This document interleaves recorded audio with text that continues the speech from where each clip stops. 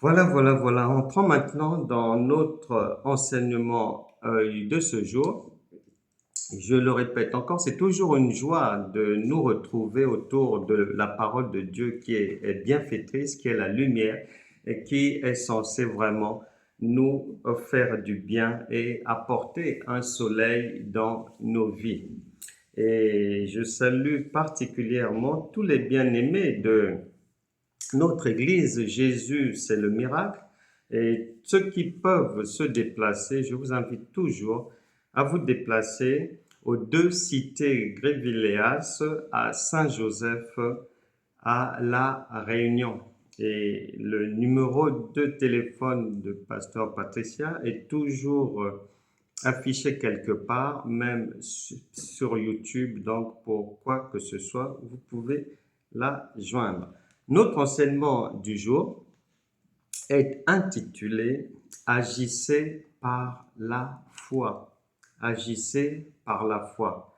La Bible déclare en Hébreux chapitre 11 verset 6, sans la foi, nul ne peut être agréable à Dieu. Cela veut dire quoi? Il ne faut pas s'arrêter là. Il faut poursuivre ce que Dieu veut dire par là. Si un enfant n'apporte pas satisfaction à sa mère, comment recevra-t-il un cadeau de maman? Puisque le cœur de maman n'est pas satisfait de ce que l'enfant a fait. On te dit va à droite, tu vas à gauche. On te dit n'injurie pas, tu es dans les gros mots. Ça ne peut pas aller. Eh bien, pour nous, c'est pareil. Nul ne peut recevoir de Dieu s'il ne passe par une foi pratique, s'il n'apporte à Dieu des preuves pour que son cœur se réjouisse. Sans la foi, nul ne peut être agréable à Dieu. Cela veut dire nul ne peut obtenir quelque chose de Dieu, puisque les enfants ne peuvent pas obtenir des choses de leurs parents lorsqu'ils n'apportent pas satisfaction aux parents. Donc, c'est bien simple à comprendre. Et l'objectif de Dieu, c'est que nous puissions entrer sur son chemin, tracer le chemin de la foi. Si l'on en était sorti pour X raisons, que l'on revienne sur le bon chemin. Si on s'était égaré par ignorance, que l'on puisse comprendre ce que Dieu veut, en écoutant attentivement, en faisant l'effort de comprendre tout ce qui va se dire aujourd'hui.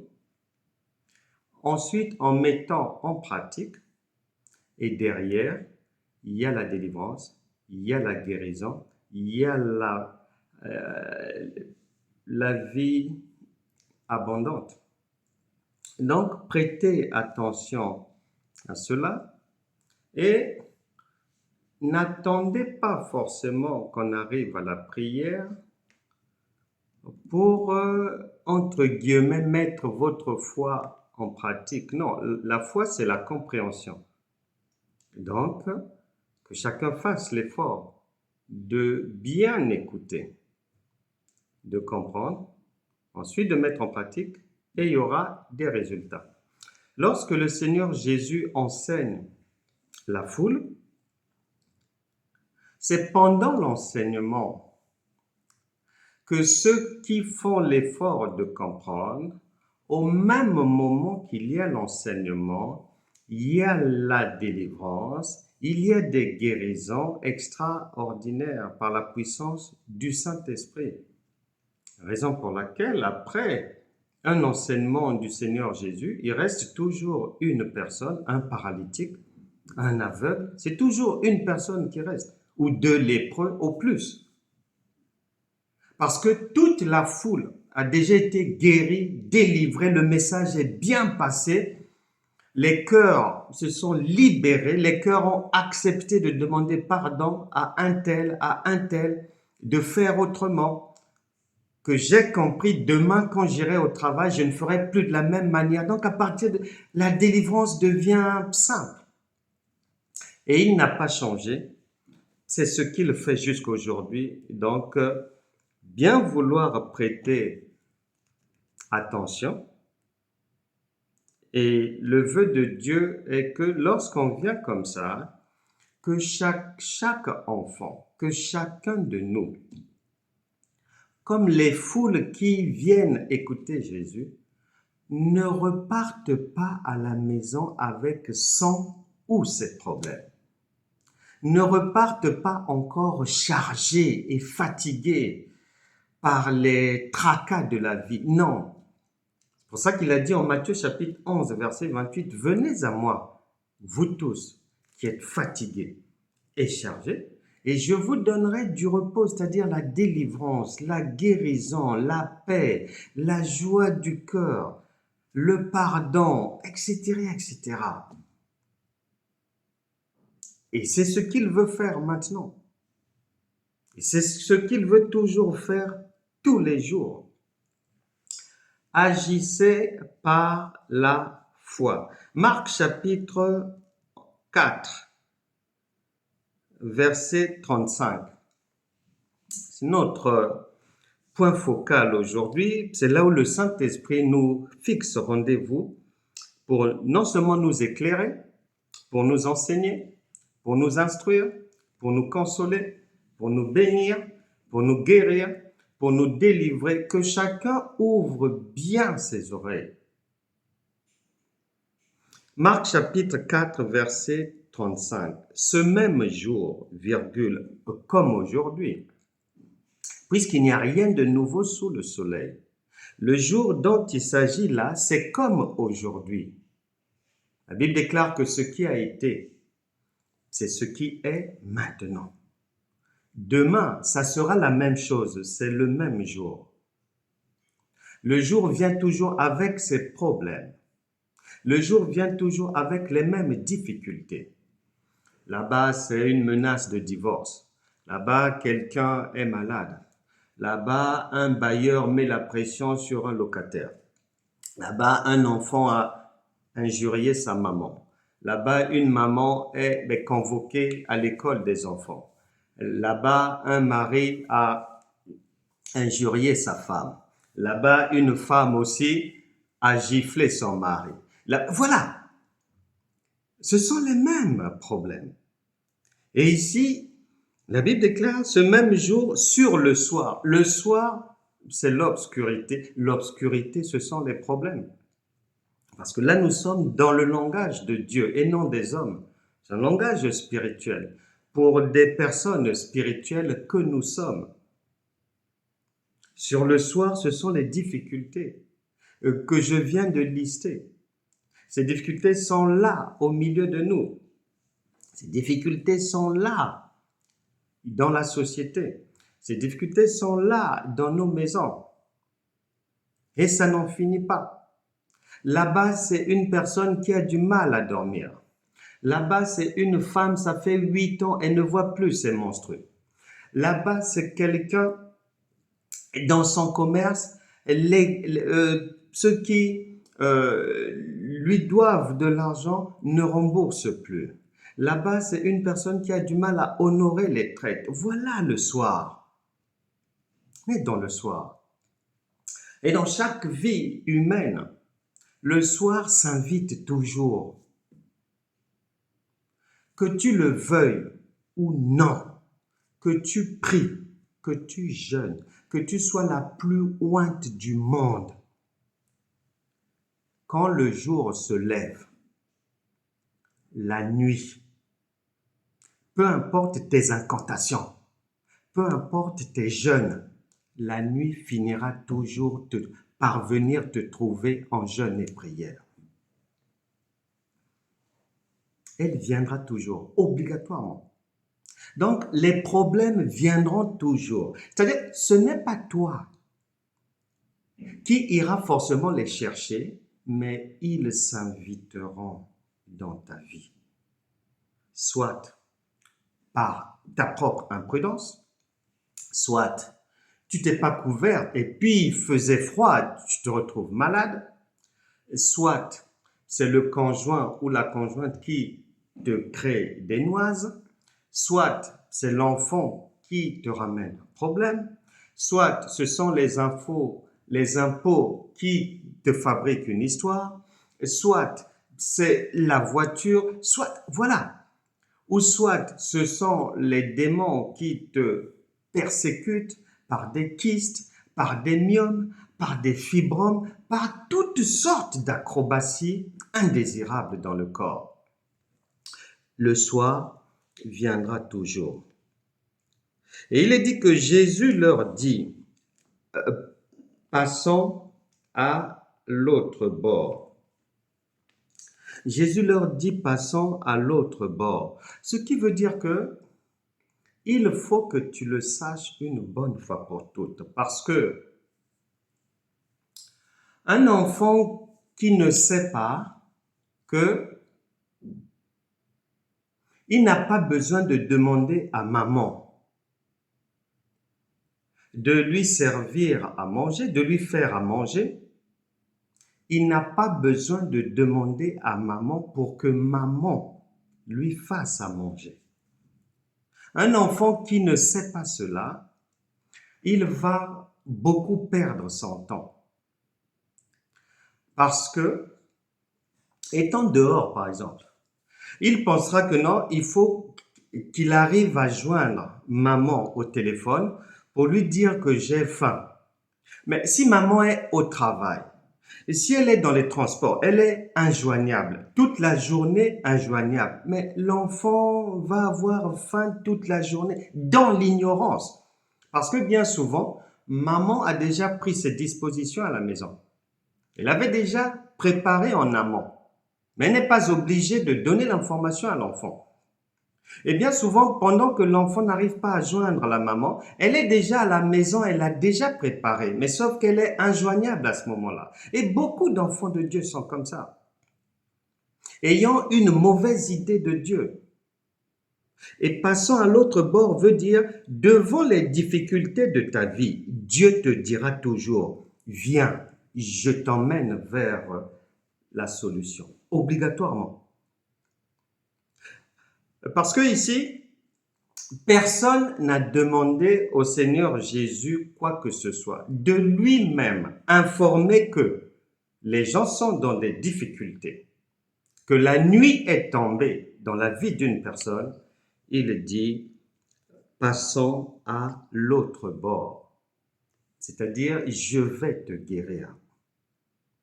C'est-à-dire, je vais te sortir de la difficulté. Mais c'est-à-dire, tu ne vas pas rester là. Et c'est ce que chacun doit comprendre. La volonté du Seigneur est toujours de nous sortir des difficultés. Obligatoirement. Et beaucoup de chrétiens ont une lecture fausse de Dieu, très fausse. Quelle est cette maman? L'enfant est dans les problèmes. Tu prétends aimer l'enfant.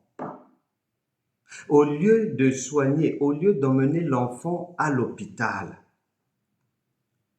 tu lui chantes des louanges, des adorations. L'enfant a mal. Et tu penses que c'est en caressant l'enfant, en cajolant l'enfant, en essayant de lui remonter verbalement le moral, que l'enfant sera mieux. Non! Ah non! Et il n'y a pas une maman qui peut supporter voir son enfant dans la souffrance, dans la douleur. Et si une maman ne le fait pas, Dieu ne peut jamais te laisser dans des problèmes. C'est une impossibilité. C'est une folie de croire que Dieu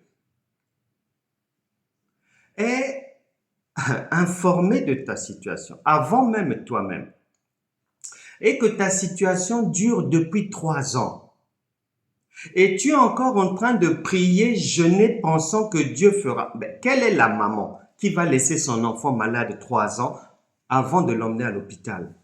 Montrez-moi là où elle se trouve, dans quel pays, dans quelle ville. Quelle est la maman? L'enfant a faim, qui va laisser l'enfant 8 ans sans manger avant de lui donner à manger. D'ailleurs, il y a beaucoup d'églises mortes, beaucoup de chrétiens qui se sont fabriqués de fausses doctrines en pensant que, ah ma sœur, mais comme on a prié, tu es toujours malade. Non, mais c'est pas grave. Écoute, l'essentiel c'est que Dieu t'aime comme ça, même dans ta maladie, même dans ton célibat. Ah, c'est pas grave, puisque Jésus est ton mari.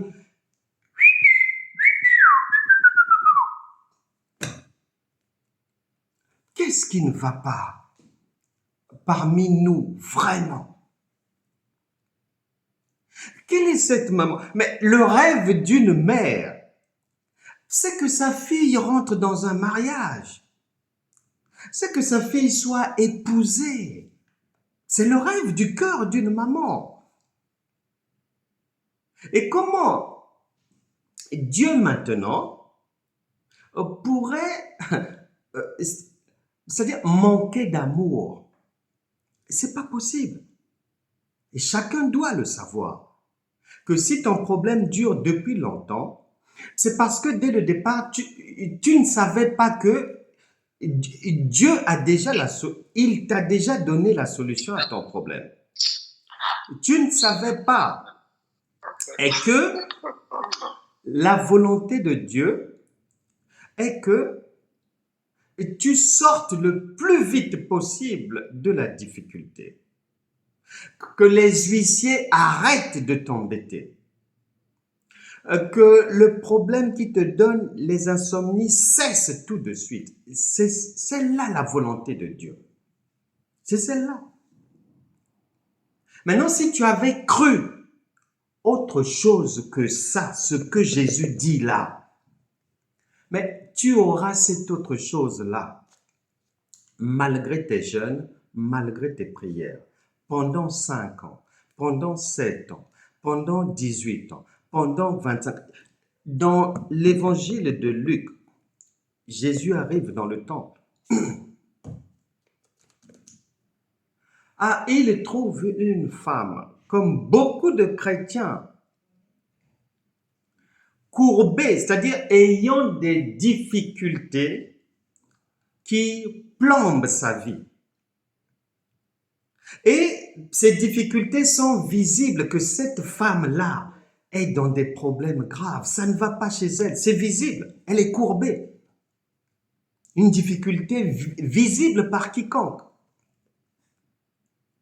Et le Seigneur découvre que elle était maintenue dans la misère, dans les larmes, dans les divorces, dans les célibats, dans les injures, dans toutes sortes de problèmes avec les gens depuis 18 ans, tout en étant en jeûne et prière. Le Seigneur ne l'a pas trouvée dehors. C'est pas une païenne, hein. C'est une croyante. Elle est dans le temple, elle est en prière depuis 18 ans. Quelle est cette maman qui va faire attendre son enfant 18 ans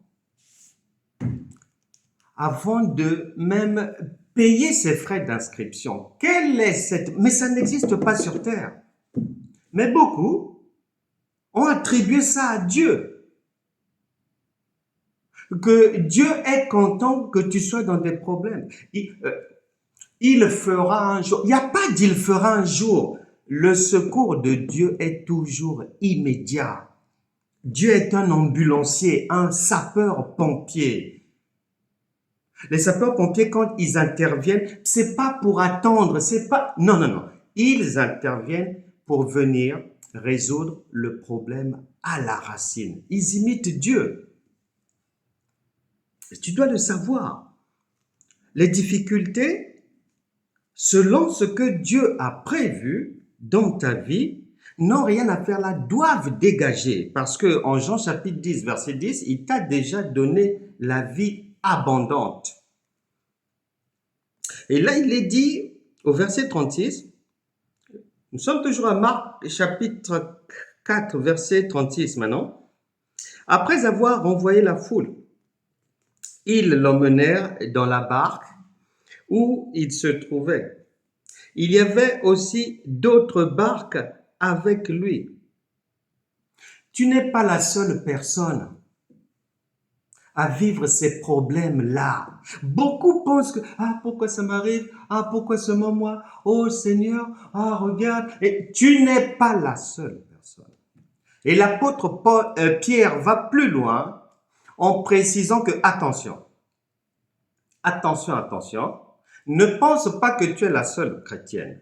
Ne pense pas que tu es le seul chrétien à vivre ça. Ne pense pas que tu es la seule personne sur terre à passer par ce problème. Non, même les non-croyants passent aussi par les mêmes difficultés. Maintenant, l'avantage que chacun de nous a par rapport aux autres barques, par rapport à ceux qui ne connaissent pas Dieu, c'est que nous avons le Saint-Esprit. C'est la puissance supérieure dans cet univers. Rien ne peut lui résister. Un caterpillar qui enlève toutes sortes de déchets dans la vie d'une personne, toutes sortes d'encombrants, d'indésirables, dégagés immédiatement. Lorsque la personne sait que sa venue dans le royaume de Dieu lui attribue directement un héritage divin. Dans cet héritage, les larmes n'existent pas, puisque Jésus a dit, Jean chapitre 19, verset 30, « Tout est accompli, j'ai tout enlevé. » Les larmes n'existent pas. Si les larmes arrivent, par le principe de la résurrection, le Saint-Esprit essuie les larmes. Dans cet héritage, le divorce n'existe pas. Si par hasard, comme sur terre ici, il y a toutes sortes de difficultés, il y a un vent contraire du divorce, par le principe de la résurrection, tu rentres dans un autre ménage après. Si par hasard, la maladie arrive, comme il y a plein de maladies sur terre ici, l'héritage de chaque enfant de Dieu a prévu par avance, par anticipation, la guérison est déjà dans ton ADN divin. Ésaïe chapitre 53 verset 5, que c'est par ces meurtrissures que nous avons déjà été guéris. C'est pas que nous allons guérir, c'est pas le futur, non. Ce n'est même pas le présent que voilà, je suis malade, je guéris aujourd'hui. Non, tu es déjà guéri. Et à toi donc seulement de faire un tout petit effort, que le Seigneur te donne le tuyau. Jean chapitre 11 verset 40, si tu crois, tu verras la gloire de Dieu. Tu verras ta guérison. Si tu crois sans douter. Il ne te dit même pas prie, non. Il dit simplement, si tu crois à ce que j'ai dit, que l'héritage que je t'ai donné, en devenant enfant de Dieu, c'est un package complet. Une sécurité, une assurance vie complète et totale. Si les démons par hasard, ils commettent l'erreur de venir t'embêter, l'héritage que tu as reçu a prévu la lumière, Luc chapitre 10, verset 19, par laquelle tu vas les piétiner et ils vont quitter ta vie sans ménagement. Ils n'ont rien à faire là. Et la liste est longue. On peut continuer, je peux continuer à citer tous les aspects de la sécurisation de la vie d'un enfant de Dieu. Jusqu'à même 18 heures, on sera encore là. Tous les domaines de la vie de l'enfant de Dieu sont sécurisés. Sont sécurisés dès le premier jour. Et donc, on doit le savoir. Maintenant, lorsque on ignore cela,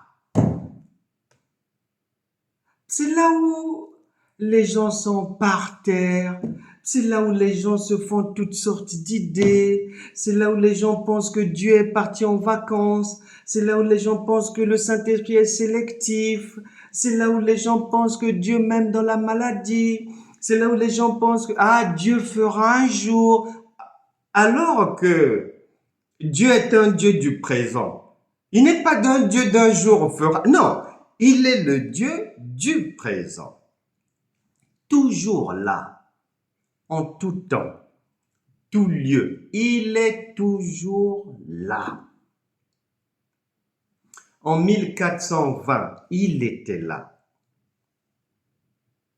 En 1230, il était là. En 1935, il était là. En 1975, toujours présent. 1980, toujours présent. 2023, toujours présent.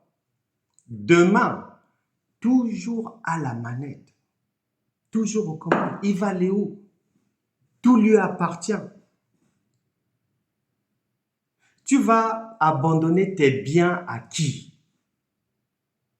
C'est une folie. Pour aller où? Faire quoi? Non. Ce que tu as créé, ton travail, ton intelligence, tu vas abandonner ça à qui? Je vais t'aider. Tu ne peux léguer ça qu'à ton sang, qu'à tes ayants droit. Tu ne peux donner des choses que d'abord à ceux qui ont le même sang que toi. Et c'est ce que nous sommes. Le Créateur nous a donné. Tel il est, tel nous sommes.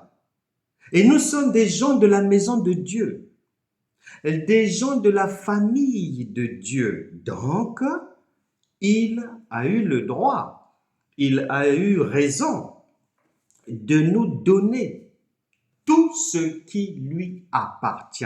Nous avons tout reçu.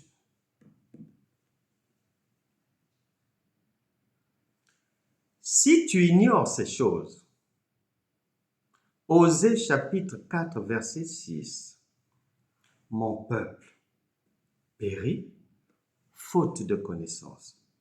C'est celui qui ignore ces choses qui va maintenant suer dans la vie, souffrir dans la vie.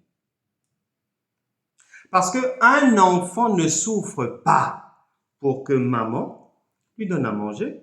C'est pas lui qui va au marché, c'est elle qui va se débrouiller là-bas. Il ne sait pas comment on gagne l'argent, il ne sait même pas où est-ce qu'on fait les courses, il consomme seulement, il est logé, nourri, pris en charge, soigné et tout. C'est ce que Dieu a décidé pour chacun de nous. Avant que les hommes n'appliquent cela, eh bien Dieu avait déjà initié cela. C'est une simple mise en application au quotidien de la parole de Dieu. Mais tant qu'elle est mise en application dans l'ignorance, il n'y aura pas de résultat. Non. Même en jeûnant, même en priant. Ici, il est dit, verset 37, « Il s'éleva un grand tourbillon, et les flots se jetaient dans la barque au point qu'elle se remplissait déjà. » Quels sont les problèmes qui t'enlèvent le sommeil? Est-ce que c'est le mari qui a découché? Est-ce que ce sont les frères et sœurs de la famille qui ne veulent plus t'adresser la parole? Est-ce que c'est au travail où une opposition s'est levée contre toi? Est-ce que c'est ta clientèle qui a diminué? Est-ce que ce sont tes finances qui ont baissé? Est-ce que quelqu'un qui t'avait promis quelque chose a changé d'avis? Est-ce que tu entends des bruits démoniaques dans la maison? Quels sont les bruits que tu entends dans tes oreilles? Qui te parle la nuit? Est-ce que lorsque tu reçois des paroles, que ce soit en songe ou que ce soit par des prophéties, par ceci, cela, est-ce que dans ta vie, tu ne vois pas ces choses s'accomplir? Est-ce que ce sont les dettes? Quels sont les tourbillons qui tourbillonnent ta vie? C'est ce qui intéresse Dieu. Quels sont les tracas qui te donnent des insomnies? Est-ce que c'est un enfant? Tu viens d'apprendre que l'enfant est maintenant dans l'homosexualité. Est-ce que c'est la drogue? Quels sont les conflits qui empêchent ta vie d'aller de l'avant? Verset 38. Et lui, il dormait à la poupe sur le coussin. Ils le réveillèrent et lui dirent, Mec, ne t'inquiètes-tu pas de ce que nous périssons? Voilà l'ignorance. Ce ne sont pas des païens. Ce sont des croyants. Ce sont des disciples. C'est-à-dire qui écoutent les enseignements au quotidien. Les enseignements au quotidien. Le Saint-Esprit est avec chacun de nous pour nous enseigner au quotidien. Mais nous jeûnons, nous prions, nous supplions, nous faisons des choses. Mais cela ne veut pas dire jeûner, je le répète, jeûner, prier. Même une coccinelle peut le faire. Un rat peut le faire. Une souris peut faire ça. Ça ne se passe pas là-bas. Ça ne se joue pas à ce niveau-là. Si tu crois que c'est parce que tu jeûnes et tu pries que tu seras exaucé dans l'ignorance et dans le Seigneur, j'attends voir. J'attends voir. J'aimerais bien voir ça. Ici donc, ils sont dans l'ignorance, malgré la présence de Dieu. Ils vont courir à gauche, à droite. Ils vont s'inquiéter. Pourquoi t'inquiètes-tu? Toute personne qui s'inquiète, les soucis de la vie, pour un enfant de Dieu, les inquiétudes, le découragement, l'incrédulité sont simplement les conséquences de son ignorance. La personne ne sait pas ce que veut dire sa nouvelle identité en Christ. Quels sont les privilèges rattachés directement à cette vie nouvelle en Christ? La personne ne sait pas. La personne ne sait pas. Parce que lorsqu'on sait, lorsqu'on a la bonne information, on ne peut pas crier. On ne peut pas gémir. On ne peut pas aller de veillée de prière en veillée de prière en veillée de prière, pensant que Dieu fera. Un enfant, pour que sa mère lui fasse du bien, il a jeûné, il a prié. Mais pourquoi est-ce que ce que toi tu ne fais pas à ton enfant, tu veux maintenant que Dieu te l'impose? Mais c'est... je ne sais pas. Pourquoi? Donc Dieu est devenu fou? Une maman est plus sérieuse que Dieu maintenant? Depuis quand? Une maman, un être humain a maintenant plus d'amour que Dieu? Depuis quand? C'est écrit où? J'aimerais bien lire ça. Ce que tu ne peux pas imposer à tes propres enfants,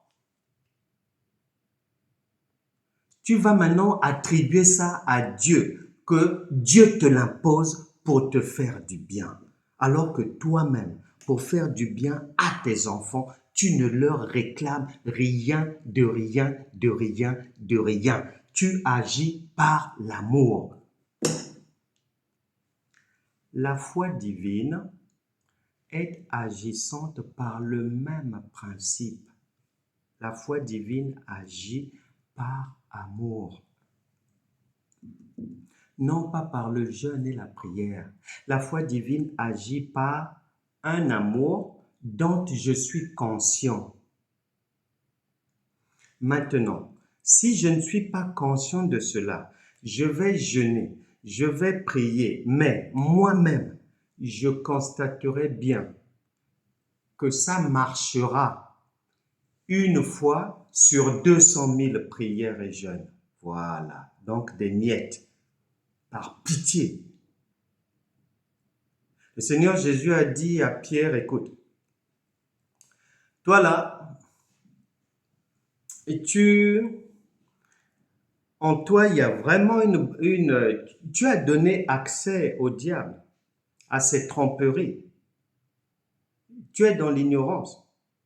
Et le diable t'a réclamé, mais bon, je t'ai par pitié épargné le supplice pour que ta foi ne puisse pas définitivement faire naufrage. Donc des fois,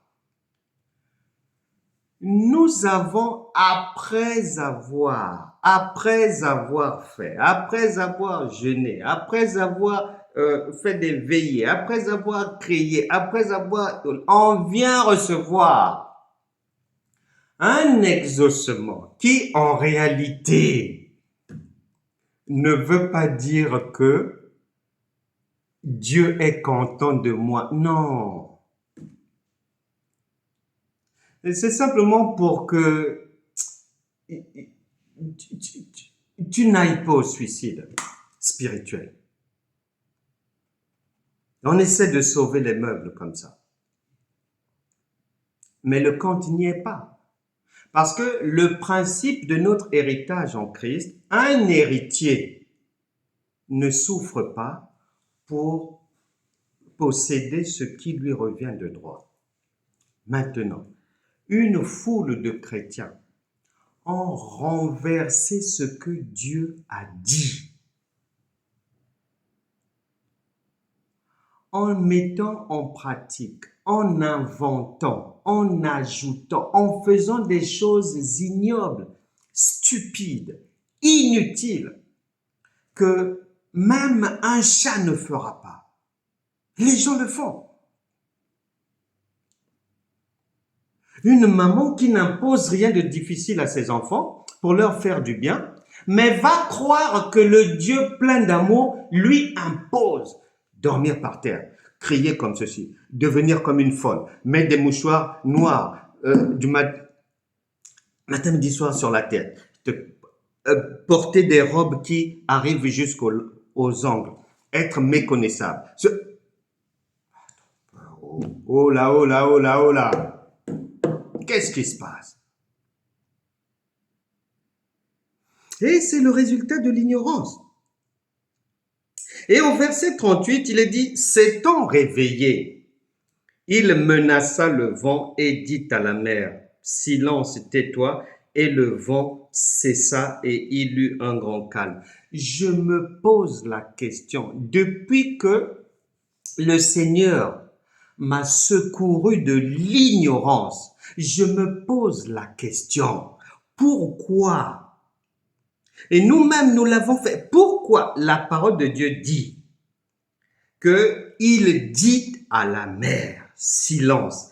Et nous, on veut mettre en application la parole de Dieu en allant jeûner, en allant... C'est pas ce qui est dit là. Ici, on parle du psaume 33, verset 9. Ici, on parle de Genèse chapitre 1, verset 3. Il dit que la lumière soit et la lumière fut. C'est à toi de dire.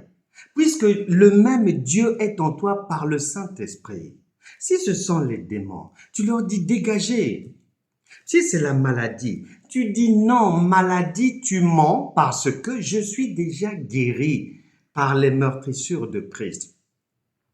Et si ce sont les tergiversations du diable, des ruses, tu dis non, diable, Satan, les démons, je ne crois plus en vous depuis que je suis devenu enfant de Dieu. Parce que la parole de Dieu m'a déjà informé que vous avez déjà été vaincu et que vous êtes mon marchepied. C'est non négociable. Et ils vont dégager. Ici, il n'y a pas de jeûne, il n'y a pas de prière, il n'y a pas de supplication. On dit bien, il dit à la mère. Qu'attends-tu pour dire à ta mère? Pourquoi est-ce qu'au lieu de dire à la mère, tu as fait un programme de jeûne et prière? Pourquoi? N'est-ce pas un brin de folie? Puisque le Saint-Esprit dit A, toi tu inventes B. Ça ne marchera pas. Il faut revenir dans le bon chemin. La Bible déclare, soyez les imitateurs de Dieu. Pourquoi est-ce que dans la pratique chrétienne, souvent, on fuit en fait la vérité dans les jeûnes et les prières et dans l'ignorance? Soyez mes imitateurs veut dire, si je veux réellement, fidèlement mettre en pratique la parole, devant la difficulté, je vais parler. Pour dire à la difficulté, tu n'as pas lieu d'être. Pour dire au problème que non, non, non, non, non. Ma destinée vient du ciel. C'est pas ce que je vois là. Je refuse de croire à ça. C'est simple. Il est dit que la mort et la vie sont au pouvoir de la langue. Ta langue sert à quoi? Si c'est seulement à manger, c'est dommage. Si c'est seulement à prier, c'est dommage aussi parce que Jésus a dit, ça ne sert pas de beaucoup parler, puisque moi, Dieu, avant que tu ne viennes même au monde, je connais déjà toute ta vie, tout ce que tu feras, tout ce que tu diras. Donc, quand tu parles, tu ne m'apprends rien de nouveau. Et je te conseille de ne pas perdre ton temps à beaucoup parler, même dans ce que tu appelles, entre guillemets, la prière. Je prends les Écritures à témoin. Matthieu chapitre 6, verset 7, parce que quelqu'un va dire, oh non, il a inventé. Non, non, non. Les Écritures sont là pour mettre en lumière la vérité. Matthieu chapitre 6, verset 7. En priant, virgule. Ne multipliez pas de vaines paroles, virgule, comme les païens. Donc, ceux qui multiplient de vaines paroles sont des païens. Voilà. Qui s'imaginent qu'à force de paroles, ils seront exaucés. Non. C'est pas parce que tu vas prier pendant 2 heures que le royaume de Dieu va trembler. Non, c'est trop petit. C'est petit. Au contraire, nous recherchons des gens qui vont mettre en application la parole en utilisant le moins de paroles possible. C'est ça le royaume. Verset 8. Ne leur ressemblez pas. Car votre Père sait de quoi vous avez besoin, virgule, avant que vous le lui demandiez. Alors, si quelqu'un connaît déjà mes problèmes, pourquoi je vais perdre 5 heures en prière, soi-disant, pour obtenir quelque chose ou pour lui apporter l'information à un Dieu tout-puissant. Non, c'est pas bon, faut pas faire ça. Faut pas faire ça, faut revenir sur la voie. Et là, le Seigneur dit, verset 40, Marc 4, 40, puis il leur dit, pourquoi avez-vous ainsi peur? Il ne dit pas pourquoi vous n'avez pas prié. Il ne dit pas pourquoi vous n'avez pas jeûné. Non, c'est pas de ça qu'il s'agit. La foi n'est pas dans ces choses-là. Pourquoi avez-vous ainsi peur? Dans cette version, cette autre version, il utilise l'expression ici, il est dit, pourquoi avez-vous eu si peur? Point d'interrogation. Qu'est-il arrivé à votre foi? On ne dit pas qu'est-il arrivé à vos prières. On ne dit pas qu'est-il arrivé à vos jeûnes. On ne dit pas qu'est-il arrivé, pourquoi vous n'avez pas fait une veillée de prière. Non, non, non, non. Mais non. Là, on est dans le domaine de la foi. Et la foi, c'est la connaissance de ce que je sais que Dieu m'a déjà donné le jour où je suis devenu enfant de Dieu par anticipation, un héritage. Maintenant, ma foi va consister à récupérer ce qui m'appartient déjà. De quelle manière? La vie humaine m'apprend déjà que un héritier, quelqu'un qui hérite de quelque chose, d'une parcelle, d'une maison, de ci, cela, ne souffre pas pour entrer en possession de la chose. Donc, dans le Seigneur, pour entrer en possession de mon héritage en Christ, je ne peux pas souffrir. Et le Seigneur dit, au verset 41, le Saint-Esprit dit, ils furent saisis d'une grande frayeur et ils dirent les uns aux autres, quel est donc celui à qui obéissent même le vent et la mer? Mais c'est le Dieu Tout-Puissant qui est en chacun de nous par le Saint-Esprit, qui vit au quotidien avec ceux qui ont cru en lui, mais dont les grâces sont disponibles pour tout le monde à condition d'être bien informé sur le contenu de la nouvelle identité en Christ, le mécanisme de prise, de possession de l'héritage en Christ. Si j'ignore ces choses, je vais patauger comme la femme courbée depuis 18 ans, mais croyante, allant à l'église, lisant la Bible, jeûnant, priant, louant, adorant le Seigneur, mais comme c'est dans l'ignorance, ça ne peut pas marcher. Parce que si Dieu est simple et que tu marches dans le crâne avec un Dieu compliqué, ça ne peut pas marcher. Tu veux changer l'identité du divin, mais il est le même hier, aujourd'hui et éternellement. Nous allons prier. Ouvre bien ton cœur. Amen.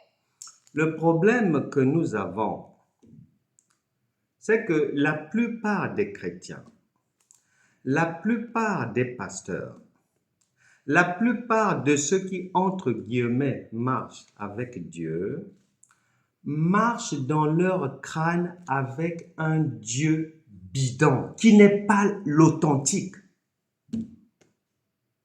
Parce que l'authenticité te met à l'abri de la douleur, de la souffrance, des maladies, des tracas du quotidien. Et les difficultés disparaissent facilement, comme ici. Le Seigneur nous montre le modèle.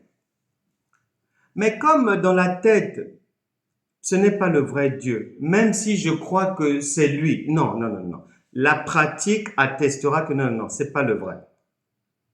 Et comme dans la tête, ce n'est pas le vrai Dieu, donc c'est un Dieu qui est homme. Ce n'est pas le Dieu esprit. À partir de là, la plupart des choses que je vais faire dans le Seigneur, je vais les faire par la chair et non par l'esprit. Même si je crois, ou ma bouche dit, ah ouais, nous sommes spirituels et tout. Non, c'est du vent, ça. C'est du vent. Un jour, une femme avait des problèmes. Et elle m'a partagé ses problèmes. Je lui ai dit ceci. Bon, je te donne un devoir très simple. Tu vas commencer à me lire l'évangile de Matthieu. Ensuite, tu finis avec les 4 évangiles. Petit à petit, jour après jour. Ça, c'est dans la méditation. Première chose. Deuxième devoir, à côté de cela, tous les jours, pendant même 10 minutes ou 15 minutes, je sens que le Saint-Esprit est en train de parler à quelqu'un ici et de lui donner la solution à ses problèmes. J'ai dit à la personne, deuxième devoir, tous les jours, que ça soit de nuit comme de jour, en fonction de tes disponibilités, prends même 15 minutes, tu reprends ces mêmes évangiles-là à Matthieu et tu lis à voix haute dans ta maison. Tu peux te déplacer dans la maison, tu fais ce que tu veux, mais l'essentiel, c'est que tu lises à voix haute. Maintenant, les deux devoirs là, tu ne les mélanges pas. Tu restes chacun la méditation d'un côté et à un autre moment, la lecture à voix haute. Quelques mois après, elle va m'appeler pour me dire que c'est incroyable. Elle ne savait pas que, en faisant cela, elle s'est rendue compte que dans sa maison, l'atmosphère a complètement changé. Et même dans son être, une paix incroyable. Et elle sent la présence de Dieu dans sa maison. Elle a partagé cela à sa sœur. Quelque temps après, sa sœur aussi lui a expliqué le même constat. La Bible déclare, Dieu est sa parole, Dieu est dans sa parole. Maintenant, si quelqu'un ne sait pas déjà ce que ça veut dire, si quelqu'un oublie que Dieu est esprit, mais tu passeras à côté de l'essentiel, des grâces divines. Et les gens comme cette personne, nous tous on avait appris ça, les gens pensent que pour chasser les démons, il faut obligatoirement pas. Non, Dieu est un Dieu de l'infiniment varié. Job chapitre 33, versets 14 à 15. Fait tantôt de telle manière, tantôt de telle autre. Elle ne savait pas qu'en faisant ça, les démons allaient déguerpir de sa maison et de son corps. Le problème dans notre monde chrétien, on a déjà prévu Comment on va chasser les démons? Comment on va chanter pour que, soi-disant, l'onction de Dieu tombe sur nous? Comment on va prier pour que les choses aillent de... Non, non, non, non, non, non. On ne prévoit pas Dieu. Dieu est esprit et ses mouvements, ses agissements sont surnaturels et imprévisibles. Si tu calcules, si tu prévois, si tu fais par coutume, si tu fais par tradition, si tu fais par habitude, tu vas broyer du noir, tout en étant en jeûne et prière.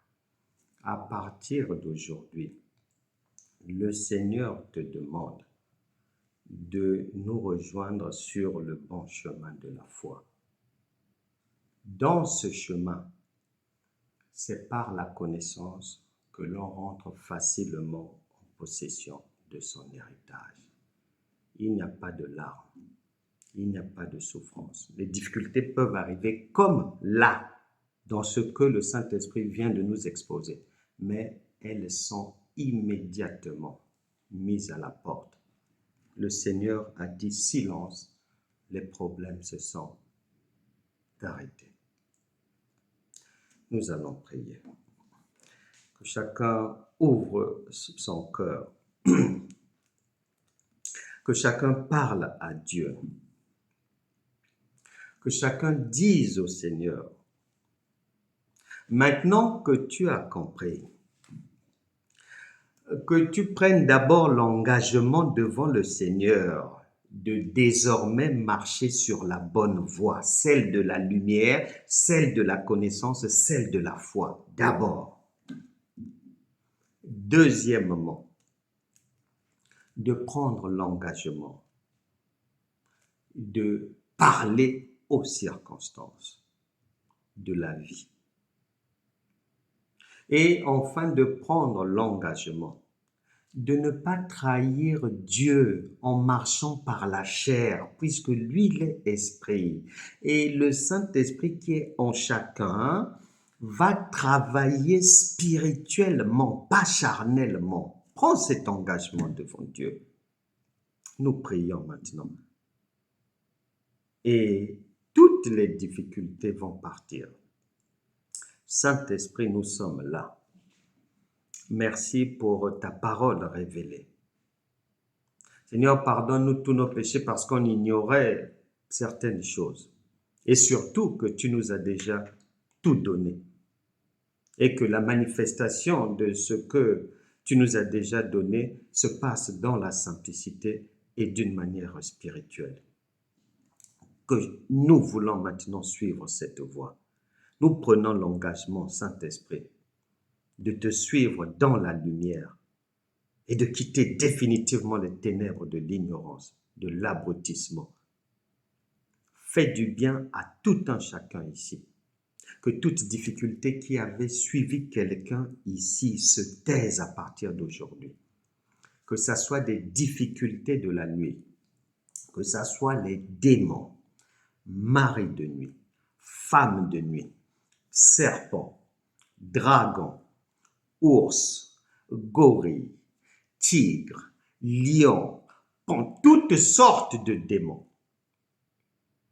Je vous fais silence aujourd'hui, à partir d'aujourd'hui dans la vie de qui que ce soit. Que ça soit des persécutions corporelles par les kystes, les myomes, absence de menstrues, les fibromes, les opérations chirurgicales programmées, à répétition, douleur au pancréas, douleur à l'estomac, mal à droite, mal au thorax, mal au dos, mal aux jambes. Vous faites silence à partir d'aujourd'hui. Que ce soit les difficultés financières dans la vie de quelqu'un, je vous ordonne de faire silence à partir d'aujourd'hui.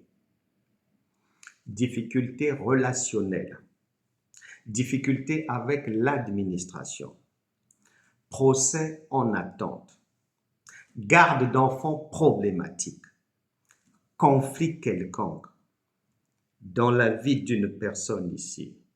je vous ordonne de faire silence désormais et de libérer la voix. Que les grâces de Dieu, que l'héritage que chacun a reçu de Christ soit désormais visible dans vos vies. Il en sera ainsi. Amen.